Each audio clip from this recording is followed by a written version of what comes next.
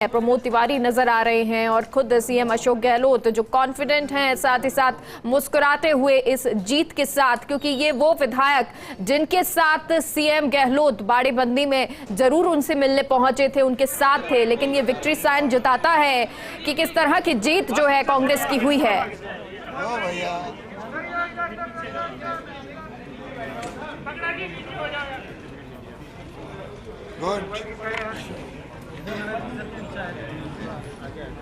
सबसे पहले मैं, जैसा मैंने कहा पहले ही, तीनों सीटें हम जीतेंगे और गणित साफ था कि कांग्रेस के साथ में जो हमारे निर्दलीय साथी थे, बीटीपी के थे, सीपीएम के थे और सुभाष गर्ग थे, तो जब सबको मालूम है कैलकुलेशन हम लोग 126 लोग हमारे साथ में हैं, तब मैं पूछना चाहूँगा बीजेपी ने क्यों उम्मीदवार खड़ा किया जब उनके पास पूरे वोट थे नहीं, तभी खड़ा क्यों किया? इसके मायने है कि वो हॉर्स ट्रेडिंग करना चाहते थे और वो हो नहीं पाई उनकी, और बुरी तरह से उनको मुँह की खानी पड़ी। ये राजस्थान की परंपरा रही है हमेशा और उस परंपरा को तोड़ना चाहते हैं। हम चाहते हैं कि ऐसी परंपरा जो गुजरात के अंदर इन्होंने पैदा कर रखी है और राज्यों में कर रखी है, राजस्थान में नहीं फैलाई लोग। मुझे बहुत खुशी है कि तीनों साथी हमारे वरिष्ठ साथी हैं, देश के बड़े नेता हैं। चाहे सुरजेवाला जी का आप जानते स्पोक्स पर्सन थे, तिवारी साहब हमारे लखनऊ में 10 बार विधानसभा चुनाव जीते हैं, मुकुल वासनी जी तो राजस्थान में हमारे 8 साल तो रहे महामंत्री, 22 साल से एआईसीसी के महामंत्री। तो तीनों ऐसे नेता हमारे बीच में जीत के गए हैं। मुझे पूरा यकीन है कि जो समस्याएं हमारे राजस्थान की अलग तरह की हैं, विशेष रूप से ईआरसीपी की, तो ईस्टर्न कैनाल है, वो बहुत बड़ा मुद्दा राजस्थान में है। यकीन है कि तीनों साथी उस मुद्दे को उठाएंगे। प्रधानमंत्री ने जो वादा किया था राजस्थान की जनता से, निभा नहीं रहे हैं, जोड़ देंगे जिससे 13 जिलों में पानी का संकट समाप्त हो, 2 लाख हेक्टेयर जमीन का सिंचाई का साधन हमें मिल सके। हम लोग पूरा प्रयास करेंगे। मुझे खुशी है कि प्रदेशवासियों की भावनाओं के अनुरूप हमारे विधायकों ने, और सबसे खुशी की बात यह है हमारे जो विधायक थे, तमाम विधायकों ने हमें वोट दिए। और मुझे धन्यवाद देना चाहूँगा एक विधायक को जो बीजेपी से समर्थन दिया, उनको भी, क्योंकि वो देख लिया कि उनकी पार्टी में हॉर्स ट्रेडिंग करने का एक सिलसिला शुरू कर दिया, उसको उन्होंने लाइक नहीं किया। मैं समझता हूँ इसीलिए उन्होंने वोट दिया हुआ हम लोगों को। उनका मैं विशेष धन्यवाद देना चाहूँगा। धन्यवाद। रिजेक्ट वो तो गलती से हुआ है, वो गलती से हुआ है। वोट तो दिए ही है उनको जिनको देना था, मुकुल जी को, उसमें गलती से निशान लग गया और ढंग का। वरिष्ठ विधायक रहे सीएम साहब, वो अभी कह रहे थे नेता प्रतिपक्ष की मजबूरी में वोट दिया है कुशवाहा ने आपको, जो शोभा रानी कुशवाहा है, उनके पति जेल में है, ये कहना है गुलाब सिंह कटारिया का, और उसकी मजबूरी का फायदा कांग्रेस ने मजबूरी का फायदा तो फिर वो उनको साथ क्यों रख रहे हैं? अगर ये उनके पति का अगर केस है, उनको 2 बार टिकट दिया, बीजेपी ने क्यों दिया? उनको साथ क्यों रखा? अगर उन्होंने मतलब देखा उनकी हरकतों को, इनकी पार्टी में हरकतें होती है, वो हॉर्स ट्रेडिंग की हो रही है, उसको उन्होंने लाइक नहीं किया, इसलिए वोट दिया। मैं मानता हूँ ऐसा। ये 12 घंटे नाइट काटा है और पुलिस का जो गलत उपयोग किया, ये आरोप लगाए हैं गुलाब चंद जी। नहीं, वो आरोप लगाता आप जानते हो, उनके आरोपों की ज़्यादा सीरियस नहीं लेना चाहिए। साहब, एक सवाल आपसे, कि जीत से देशव्यापी का संदेश जाएगा? पूरे मुल्क में संदेश जा चुका है। राजस्थान में कांग्रेस एकजुट है। आने वाले चुनाव 23 के चुनाव जो है, उसकी तैयारी हमने शुरू कर रखी है, और ये जो जीत है एक संदेश दे रही है प्रदेशवासियों को भी, देशवासियों को भी।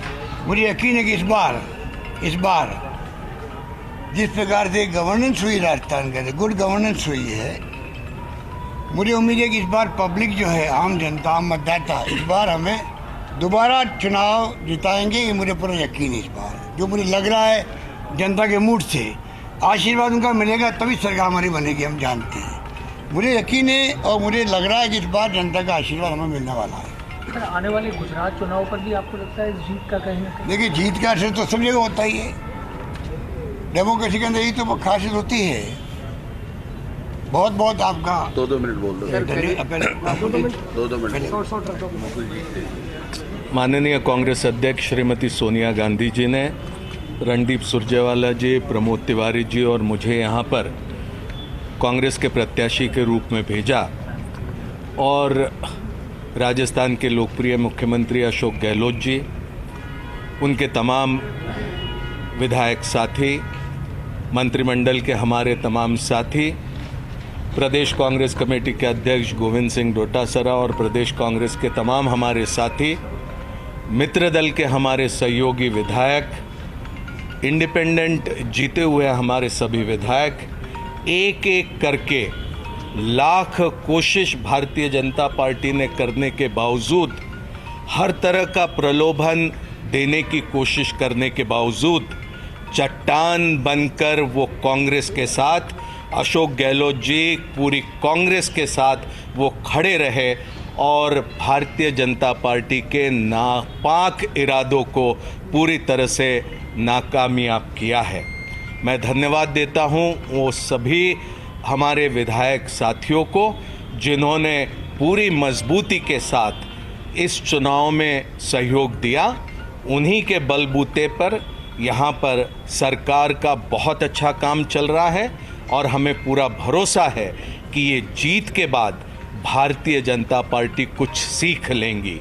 ये राजस्थान पर एक थोपा हुआ चुनाव है, आंकड़े नहीं थे, लेकिन फिर भी किसी तरह से यहाँ पर चुनाव में प्रत्याशी उतारकर लोकतंत्र में एक मजाक बनाने की कोशिश भारतीय जनता पार्टी ने करी। लेकिन ये तमाम विधायक मैं समझता हूँ कि बधाई के पात्र हैं और उन्हें हम बहुत बहुत बधाई देते हैं और सभी साथियों को मैं बहुत धन्यवाद देता हूँ। मुझे 1 मिनट, मुझे सिर्फ एक बात कहनी है। आभार सोनिया जी का, राहुल जी का, प्रियंका जी का, जिन्होंने हमें तीनों साथियों को यहाँ भेजा है। पर सुनते थे कि जादूगर हैं, पर जादू अशोक गहलोत का चल गया। जनता उन्हें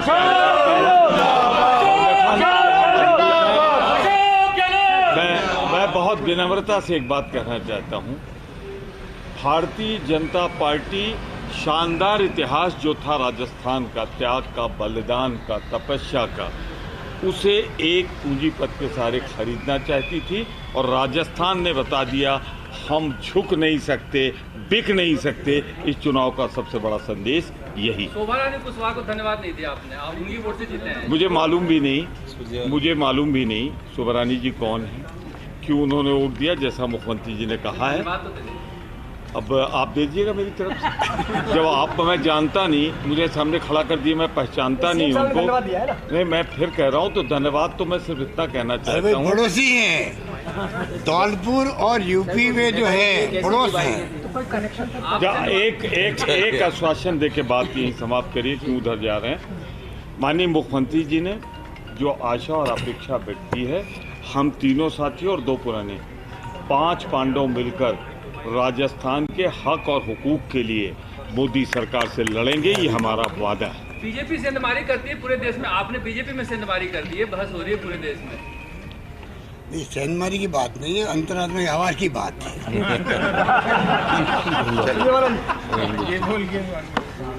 सबसे पहले तो राजस्थान की वीर भूमि को नमन। राज्यसभा का ये चुनाव, सबसे पहले हम आभारी हैं कांग्रेस अध्यक्षा श्रीमती सोनिया गांधी जी के, कांग्रेस के पूर्व अध्यक्ष हमारे नेता श्री राहुल गांधी जी के, प्रियंका गांधी जी के, अशोक गहलोत जी के, जिन्होंने ये मौका दिया कि राज्यसभा में इस वीर भूमि की नुमाइंदगी का सौभाग्य आदरणीय मुकुल वासनिक जी को, प्रमोद जी को और मुझे प्राप्त हुआ। हम आभारी हैं प्रदेश कांग्रेस कमेटी के अध्यक्ष श्री गोविंद सिंह डोटासरा जी के, हमारे सब कांग्रेस के विधायक साथियों के, हमारे इंडिपेंडेंट विधायक साथियों के, निर्दलीय विधायक साथियों के। जैसा गहलोत साहब ने कहा, कांग्रेस और कांग्रेस समर्थित कुनबा 126 लोगों का था, हमारे 127 वोट आए। एक वोट शायद निशान लगाने में थोड़ा टेढ़ा हो गया, हमने उस पर बहस नहीं की, बहस करते तो वो भी वैलिड पाया जाता।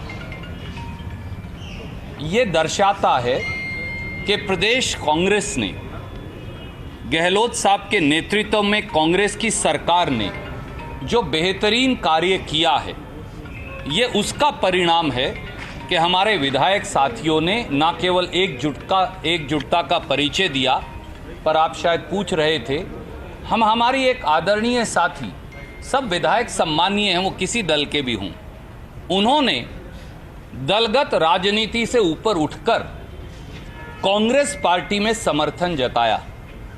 कयास ये लगाए जा रहे थे कि करोड़ों रुपये में ईमान खरीद लिया जाएगा। कयास ये लगाए जा रहे थे कि राजस्थान के स्वाभिमान की मंडी में बोली लगा दी जाएगी। कयास ये लगाए जा रहे थे कि प्रजातंत्र को पैसों के बुलडोजर के नीचे कुचल दिया जाएगा।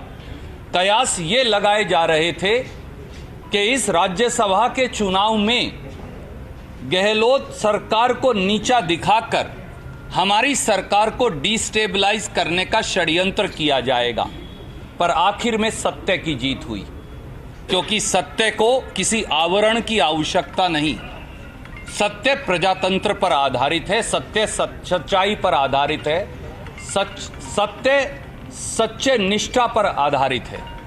और हम आभारी हैं न केवल हमारे विधायक साथियों के, बल्कि उनकी जनता के, जिन्होंने उन्हें चुनकर भेजा। और अगर वो सब लोग हमारे विधायक साथियों को समर्थन ना देते तो वो शायद हमें समर्थन ना देते।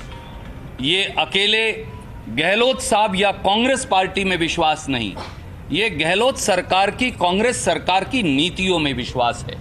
और हमें ये विश्वास है कि राजस्थान की आवाज़ को, खास तौर से हमारी बंजर भूमि, हमारी प्यासी धरती की आवाज़ को, जिसका अधिकार दिल्ली के हुक्मरानों ने मार रखा है, जो आवाज़ गहलोत साहब ने उठाई है, जो कांग्रेस की सरकार ने उठाई है, जो कांग्रेस पार्टी ने यहाँ उठाई है, हम और जोर से उसको बुलंद करेंगे और उसके लिए संघर्ष करेंगे। धन्यवाद। यहाँ बैठ के हरियाणा चुनाव के लिए भी काफी परेशान रहे। हरियाणा चुनाव के बाद क्या हुआ था हरियाणा में?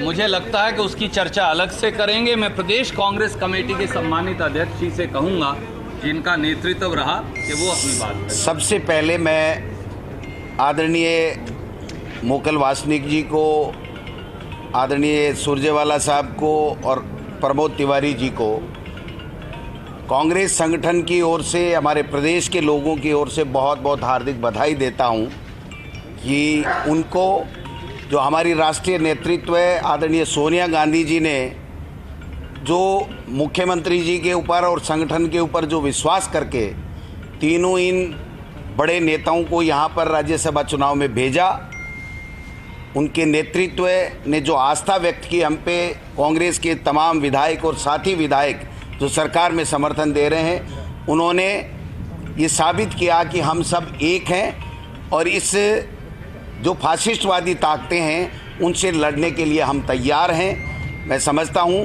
कि ये गुड गवर्नेंस हमारी सरकार की, उसके ऊपर एक मोहर लगी है, सत्ता और सरकार के समन्वय के ऊपर मोहर लगी है।